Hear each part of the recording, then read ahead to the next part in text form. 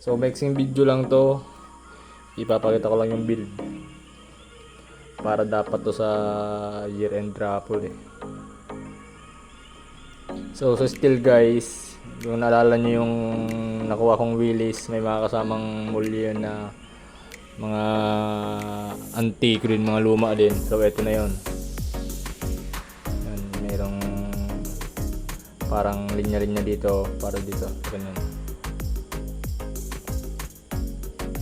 And yung handle niya guys, stock handle. Ito sungay to. Ito sungay. Ayun, may details pa ng sungay yan. Legit yan guys. Ito sungay din ng usa, sungay din to ng usa. Ito sungay ng usa. Lahat yan. Natanggal lang yung mga detalye niyan kasi pinakinis ko, pero meron yung ganito. Mga ganyan-ganyan.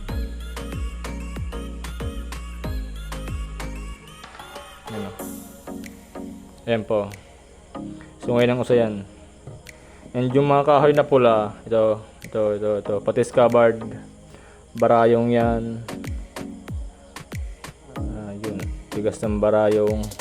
And yung dalawang itim na to guys, marabikal to. Ayan. And yung mga spacer niyan, leather na puti, para kitang-kita yun. Yung dulo, full brass. Merong brass tube na 5mm para sa lanyard or lanyard rope.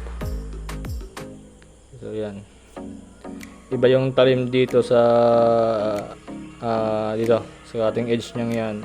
Razor sharp to guys. Ito ano to? Yung false edge niya. Matalas din yan pero hindi siya papantay sa talas nito. So, ang pinakasilbi lang nito guys, makatulong lang sa pag halimbawa isinaksak, tutulong siya sa pagpunit ng dadaanan ng knife. Talas din yan. So, yun. Yung scabbard pabor sa kanan. Yung belt loop niya guys, pangato ng usa. Ito, pangaya ng usa. And medyo manipis yung scabbard guys kasi nga, yun nga nasa plano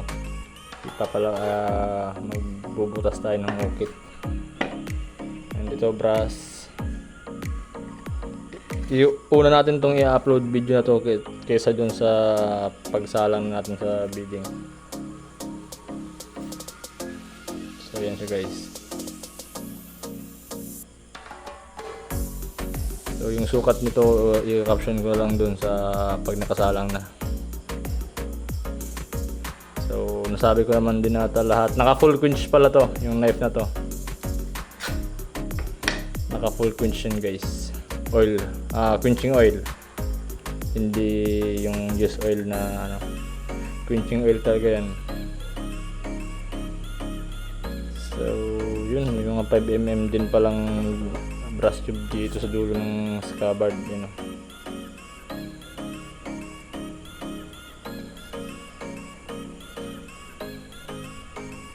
Purong tigas ng barayang yan guys.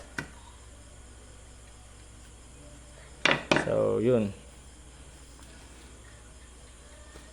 Thank you guys.